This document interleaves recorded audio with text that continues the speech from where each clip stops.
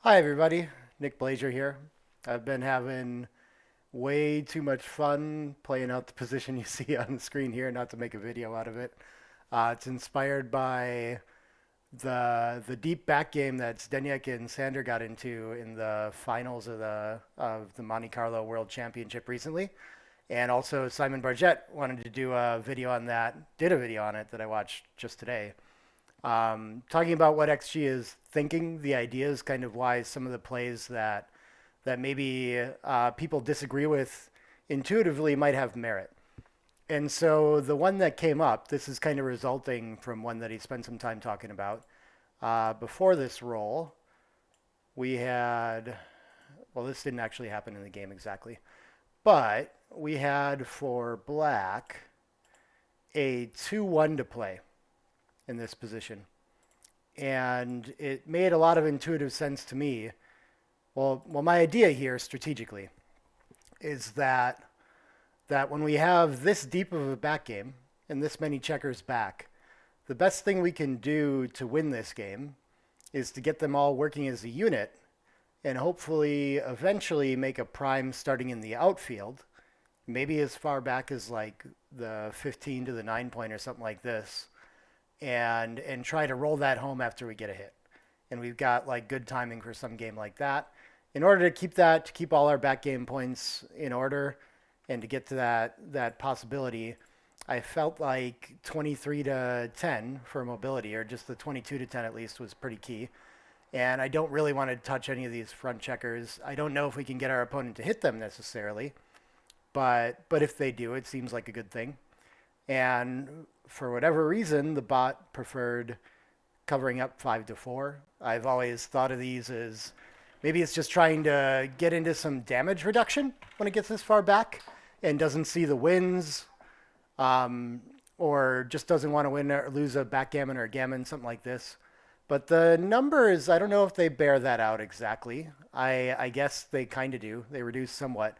But it also thinks that you just win more after playing 5 to 4. And the one place that we've seen countless examples of XG struggling with are generally outfield primes.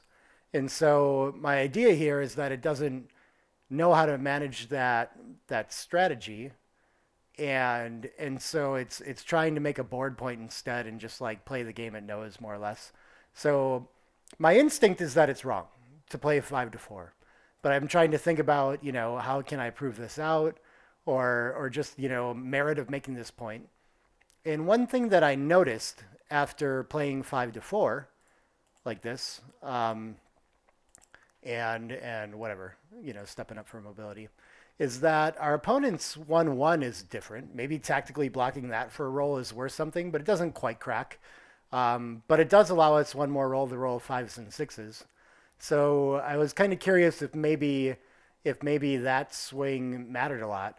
But then what I noticed is that if instead we play this way and our opponent gets double ones, well, XG now wants to pick all these checkers up. And it's, again, very intuitive to me that as white, for the same reasons I described on black side, I would love to just leave these checkers here and challenge my opponent to find a way to take the spares off the 22, the 20, all these back checkers. We have 10 checkers back. Somehow we have to get those all the way involved with the checkers on the 7, 5, and 4 to make some sort of offensive structure later. And that just seems like it's going to be many more rolls difficult than just trying to build something around our midpoint, you know? So this seems like an improvement to me to get here. And so what I found myself asking was, okay, this looks like a fine position to me as black. Am I crazy, or does this just crack, And so I wanted to kind of play it out and see what I could learn from it. And spoiler alert, it says we're equity underdog. We should get beavered if we send this. I played 10 trials out, and I got to at least a double take in 9 of them as black. And I lost a gammon once, and that was a fairly decisive gammon. But I think I was in position to win some gammons in some of the positions as well. I think I had doubles where white XG would be happy to beaver me, that I was uncertain about whether or not they were takes, just all with outfield prime kind of things. So what I thought I would show here is just it's really instructive to play this position out and see where XG tends to get it wrong. Also, playing it out and winning 9 of 10. I would try to dig into White's plays in general and see if there was some better option that it didn't pick up on the first pass. But in general, I let XG play White's side. And XG, you don't have a ton of decisions as White in this game eventually. But as Black, I was deviating quite a bit. And generally, where I was deviating was from making points that I felt like were too deep, board points, and trying to focus on mobility and building structure in the outfield. And like I said, when I did this, I think in general I'm playing like in the 10 to 30 range according to XG, but I won 9 out of 10 games. So yeah, I think there's something to be learned about strategy that you're going to struggle to learn from XG directly in a position like this. And I thought it'd be useful to make a video out and show at least one iteration and kind of talk through some of those places where I would deviate. Maybe I'll just get creamed by White now. We'll see. But yeah, let's have some fun with it. So of course we're not doubling most of the time. Sometimes we fan, by the way. When you roll 6-4 as Black, I think you're doing really well. And so as White, I haven't been thinking about the positions or too much what we want to do. It's very tactically good at finding opportunities to make a random outfield point that causes me to break an anchor or something like that. So this must not be one of those places. But its tactics are strong for sure on the attacking side. But yeah, so I'm not sure what it likes here, but I presume, yeah, okay. So the simple play makes sense to XG as well. Let's see what he wants to do here. This feels a little strange, but sure. I'm not sure why it wants to bury already, but we'll try that. And I'm just trying to get my checkers up to the 20 and leap. And I might be happy to hit on the 15 just to make sure I have that safety valve. But I'm going to try like this, I think. Let's see what it likes here too. Yeah, so now we're already getting into this territory where instead of mobility, it wants to keep all these spares here. When I plus plus, okay, it figures out a better play in stepping up. But we run into a lot of this where for whatever reason, the first pass, I don't know what it's trying to do. Prime on sixes, something like this. It has some tactical idea, but it of course, a neural network has no way of thinking about where do I want to try to get in 10 to 20 rolls from here. It's just estimating the equity of each. And if it doesn't understand outfield primes, then this isn't going to look all that equitable, and it's going to try to find something else to do, things like that. And so now here it wants to hit. I thought about playing this out more as White and not taking opportunities like this, since it's not clear to me at all that this is actually serving White's position at this point. It might be better to just try to clean up and come home and challenge our opponent to build something, but whatever. We'll trust XG on one side at least. Okay, so 1-5. I think I'd have to put a fifth checker there. That's pretty tough. I'm not sure here. My first instinct is to come in on the 24 and come out with one. But that might just create more work. So maybe I get more diversification coming in on the 20 and 24 to 23. That looks pretty nice. Yeah, okay. It agrees here. Doesn't want to do anything too weird. So we'll try this version out. And now, yeah, making the 10 point, it's going to maybe create some problems in escaping all these spare checkers. So position playing out reasonably well. But one key concept in back games as well, this is why, in general, we really hate to break our midpoint in a back game, because this is like my last hope of timing. And if things go wrong, I can start dumping these two checkers. And if I end up with two checkers out of play, well, I can still make something happen. And I played a lot of iterations of this where I roll like double fours in a position like this, and now I have to make my 5 point. And that's recoverable. It's still deeper than I want. But yeah, I don't know. It's of course better to just escape a checker, get hit, and keep trying to do it that way.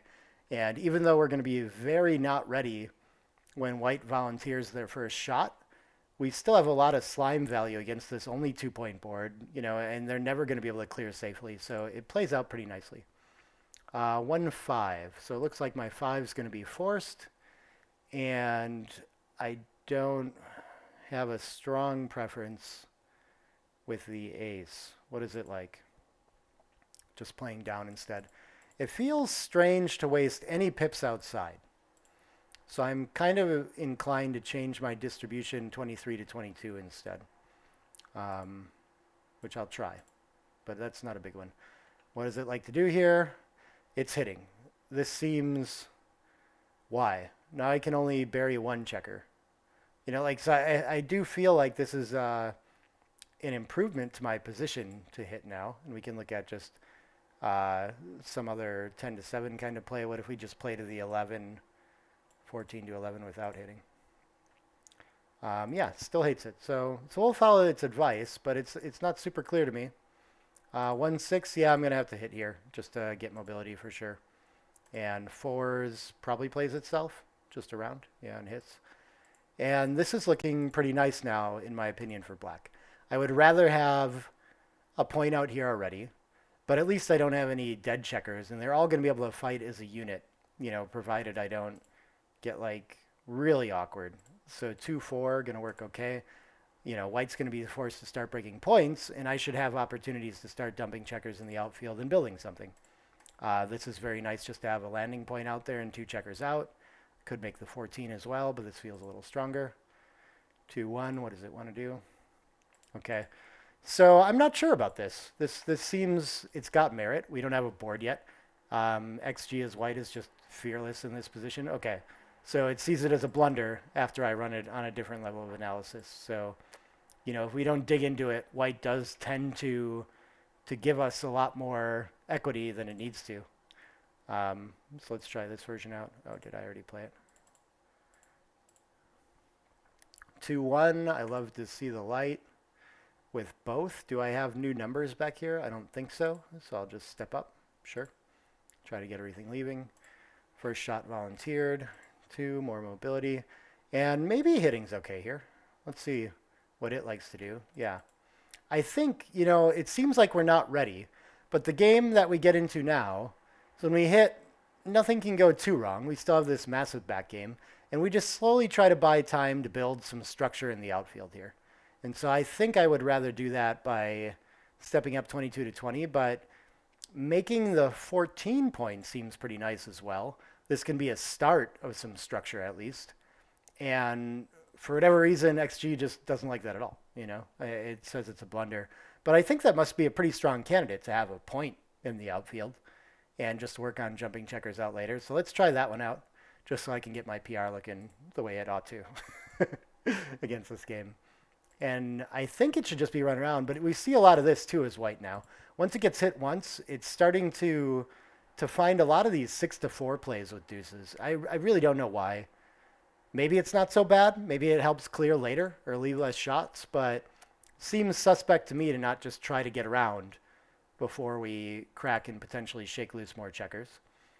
5-3 can make the 17 or the 15. Both play pretty nice together. I guess this tactically blocks 6s, so sure, gets more checkers out.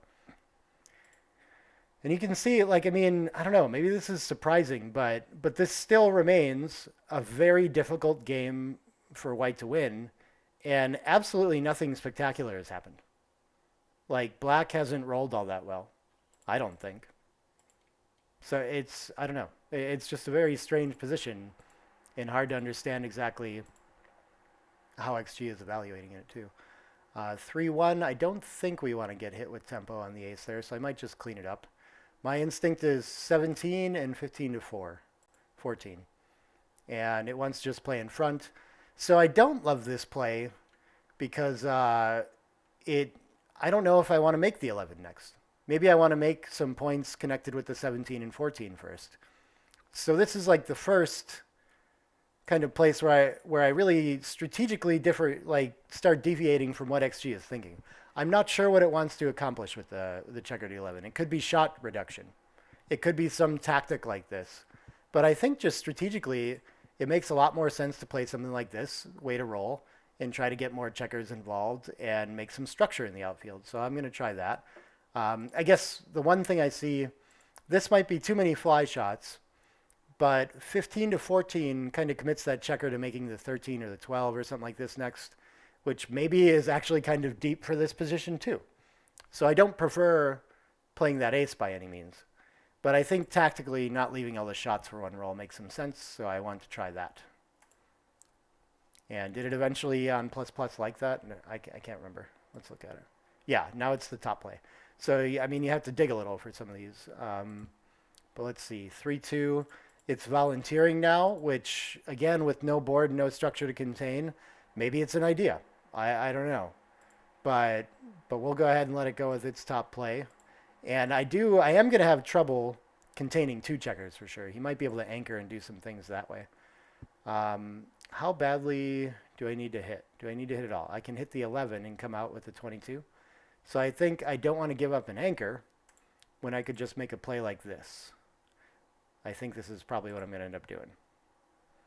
And it wants to make the point instead. Okay. I mean, that's got some reason to it as well. And it really dislikes... Okay, never mind. This is just out. See if we can find the version where it hits as well. And this is... If you're going to test this out, there you have to do a ton of plus-plussing and digging for candidate moves and things like this. But so again, here we go. This is a 299 blunder to not make the 11 point. And I can't give you any good reason for why. And again, this play, what is, like, I don't understand. Why do we want a stack of 4 here? How are we ever going to contain this checker when we make this play? The top play by XG. I think it's just off and trying to do something else here. But, you know, my instinct isn't to just tell the bot that it's wrong. Like, I'm testing this out. In general, I think these things with a grain of salt, and having played this position out 10 times now, I'm starting to develop some confidence that these kind of plays can be better. Let's see what happens with this. Of course, we're, for some reason, going to burn another deuce to the 4 instead of just trying to escape. No, okay. On plus plus, now it does want to escape. So another interesting thing to consider here, too. It's not always going to... So when there's, like, limited candidates, it's always going to at least check these plays. But on black side, there's so many options that it might just entirely miss the best play. That happens regularly. But also, if we think about rollouts and how to figure out these results with more accuracy, it's tough to do that too. I guess you have to roll it out on plus plus, and then at search intervals, there must be ways to do it. But you might just be missing plays there as well. So it's a tough one to learn much about without doing almost exactly what I'm doing here. 5s. I'm not sure I want to hit out there yet. I think making the 11 feels valuable. I could start to work on a prime by playing 17 to 12 with 2, and then I could hit. And now I have 2 blots to deal with, but I might have better chances of being able to keep this going, and he has more work to do to scramble home. And I have the best priming structure that I think I can hope for out of this position. What else could we do? We can cover and come out and make the 15. Maybe that's a better anchor to give up. That would be an option. But I do think I want to hit for the extra checker. Not super clear on this, and wouldn't be surprised if XG disagrees somewhere in there too. And yeah, let's commit to the 17 and the 11 aren't part of a prime together anymore. So I really wanted to give that up, I think, and try to contain this way. Let's see what it thinks of this. Okay, just a 91. Not too bad. But what is it trying to do here? It tries to make the prime without hitting, which maybe that's right. I might be overplaying this by trying to... Oh, interesting. It got better once I plus-plussed it. But here, this is a great example of where I think XG goes wildly wrong. It thinks the best play by far is to hit and make the 6 point. And it's just the only way it can imagine winning is to start by making a board point and then build around that. But as I've been discussing this whole time, like strategically that doesn't really make any sense to me when I want all my checkers working as a unit the best I can. And when I make the play that I made, well, the resulting position, I have 6 checkers involved in a 3 prime and like 2 more ready to extend it. And I have my easiest time containing these checkers and not that far to go to improving that. Where after this play, it's going to be, like I don't even have any more checkers in the zone of creating more structure on the 6 point. So I don't know how I ever make use of this 6 point unless I get lucky for some time here. It seems way too early to be going after this.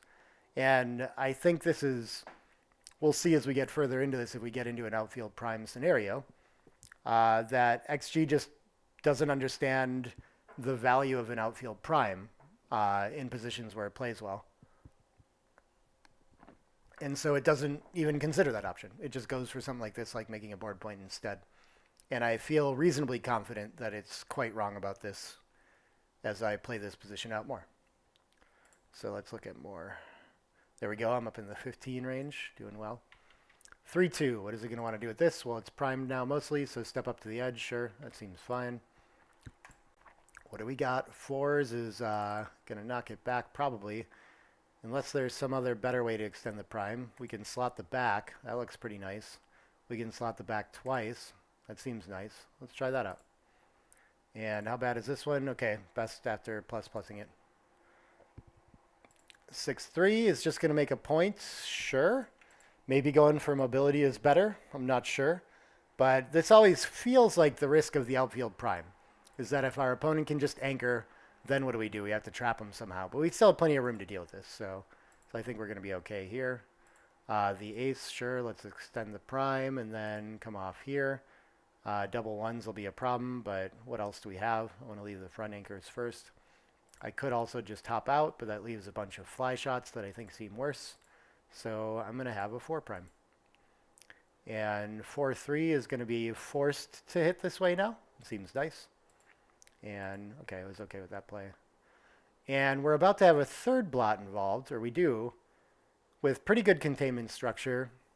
Our opponent is going to have a hell of a time improving their position. Like, we can definitely win gammons here now. And so this is looking pretty strong to me. I have no idea how to evaluate this one and test it out, like how often I win from here. But I guess in general, playing this position out, I'm getting out to spots like this. And of course, it thinks if you send the cube, it's a beaver. It does think that black's winning now. So it must have something right. Oh, and plus it thinks it's even worse. Winning by less, white winning more gammons. And I think there's merit to this for sure. White probably scrambles home and does something good more often than it seems like. But having played this out quite a bit today, I haven't really seen white get out of this yet. And the biggest problem that white has is that when they do scramble home, then I still have a 1-3 back game where I still win like 50% of games or something like this, right? Because I'm timed really well. Like, what can really go wrong from here? So I have this suspicion that this could be like even passable at this point, having played this out quite a bit. But of course, we'll continue to play it out, just learn some more about it. I'm on the roof. I'm going to send another back. Sure, why not? And slot the back. I don't like being hit with 5s, but it seems tactically, seems nice to extend the prime. 5-4, I think he's going to hit. I think you have to, right? Try to escape. We still have 2 behind the prime. 5-3 is not going to hit anything.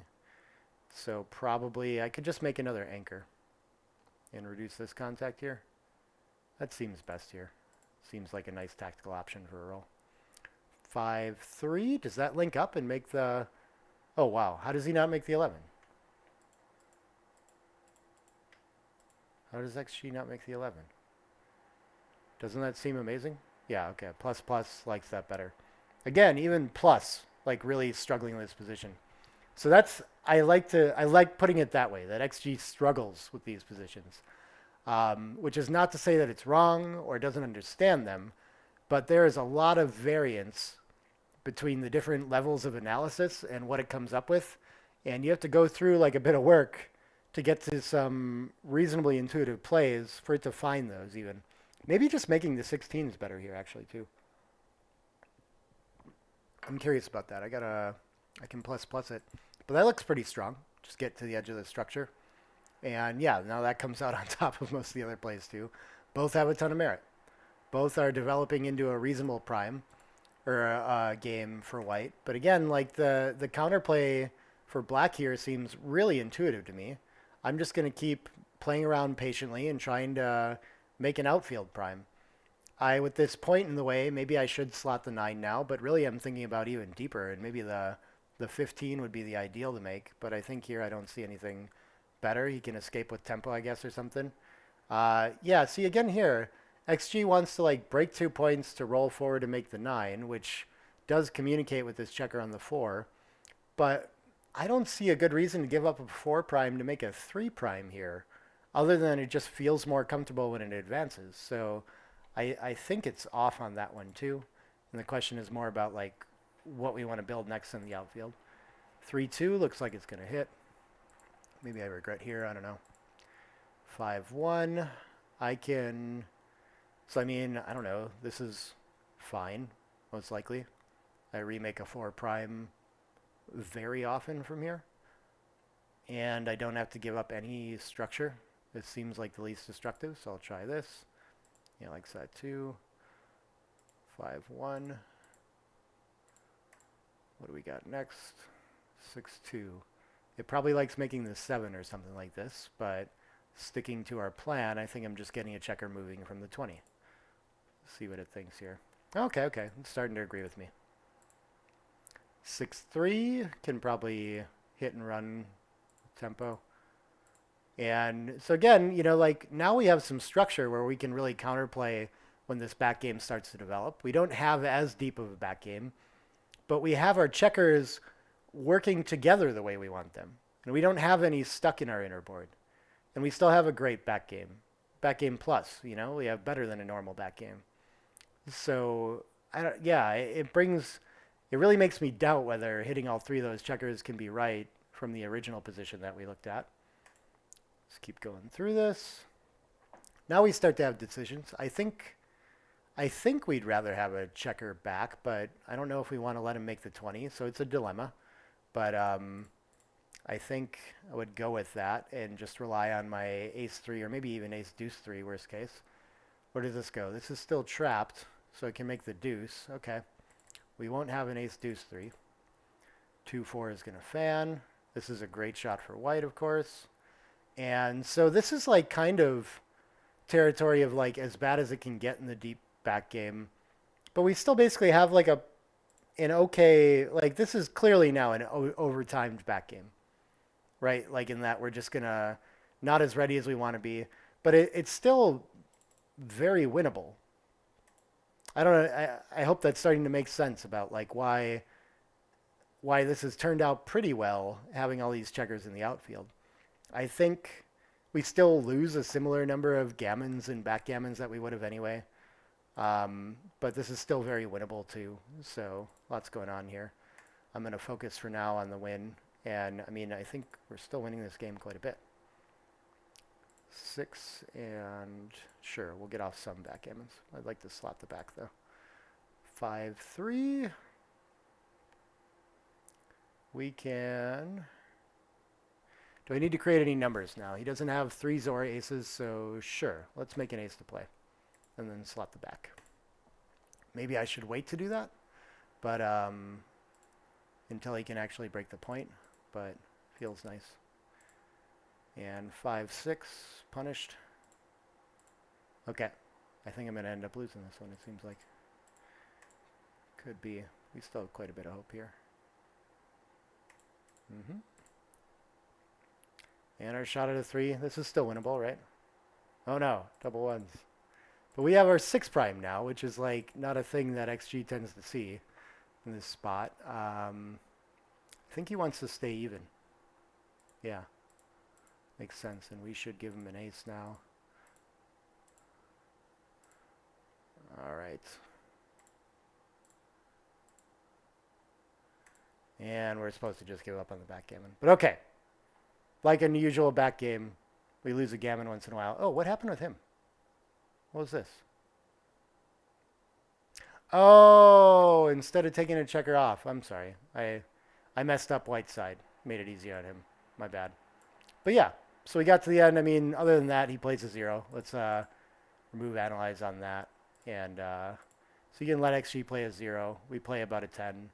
And we get to a totally reasonable position, which, you know, like any back game, if we hit a shot, we win. And if we don't, we lose a gammon.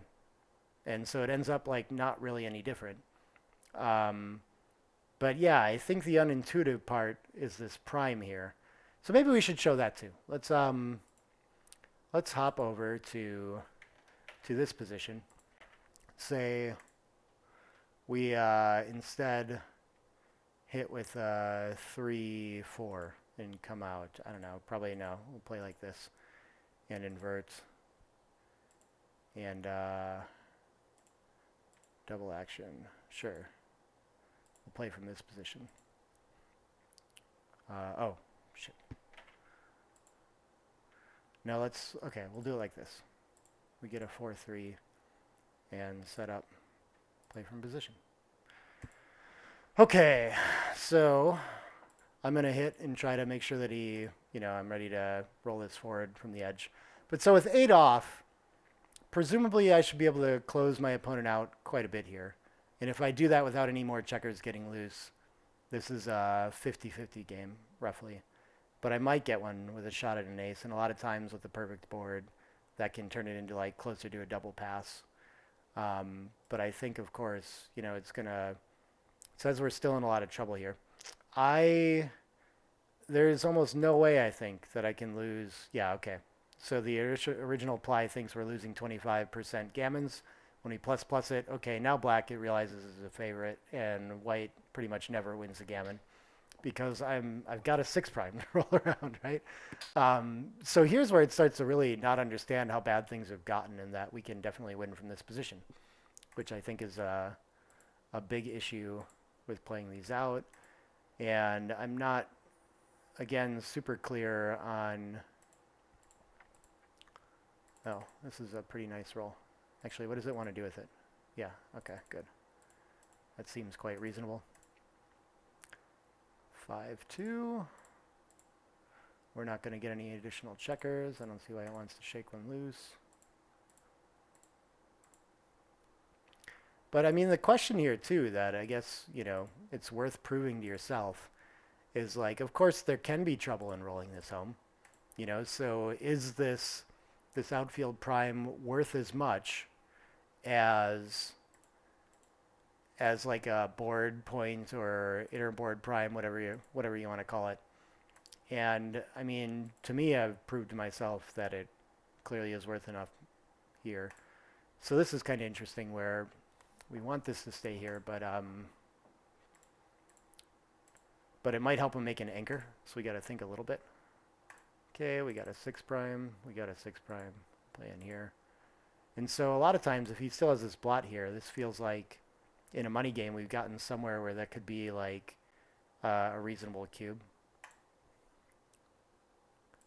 So just by virtue of it taking it longer to finish this off, might have a little bit of extra slime to win, but I still feel like this play is pretty normal, 5. Oh, no, not like that. And where am I now? I'm messing things up really bad at things still. I'm playing like a 20. Like this is a problem? Sure, we could try to pick up the blot. Yeah, that's probably reasonable. Maybe it's right here. But it's not super clear to me because then we have to let him anchor and we have to figure out trap plays from there. What does it want to do here? 14-12 and 6-5. Yeah, oh, 7-6. See, like what it... I can't come up with any good reason why we would continue to the 5. I think maybe we want to get hit and recirculated and things like that, but then I consider breaking the front, but yeah, I don't know. It just struggles to know what to do with these spots, even though for humans they're reasonably easy to play and just roll home. And so this is like a quite common way for this game to play out, is that I get my late game hit and now I'm whatever percent to win, right? So, but yeah, I don't know. This is not really back game stuff anymore. Now we're in post hit, but it should be relatively familiar. Oh, I've ground it down to like 3.84 when I went and ran more of these positions. But yeah, I found this to be an interesting one. The point again was just can XG. Oh yeah, we pasted this one in here. So we went the other one. Let me go find the original position. So what I set out to figure out originally was just in this position. Can 2-1 for black possibly be correct to make the 4-point? Is my strategic idea of just trying to really focus on the outfield and making structure out there and mobility, is that a good one? Is it one that actually wins, or does something go wrong? And having played this out a number of times, that strategy pretty clearly to me works. And I assume better. I haven't played out, the other side and made the 4 and tried to figure out how to bring it home from there.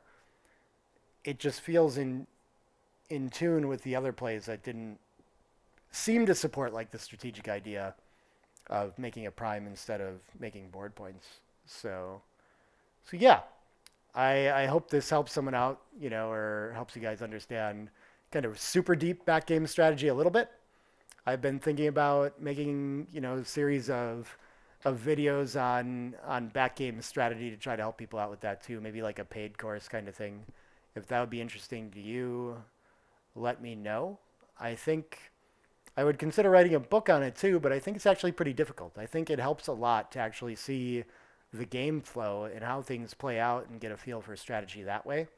It's hard to explain exactly why we want to like hit or not in a lot of these positions until you see something like we just had where it rolls out and we hit a checker and we figure out what happens. They start to scramble home and try to buy time, all these kinds of things. And as you see how the game can go, like I think in the moment kind of talking about ideas and where you want it to go strategically is the best way to learn backgames as opposed to like a set of rules like works with a lot of backgammon.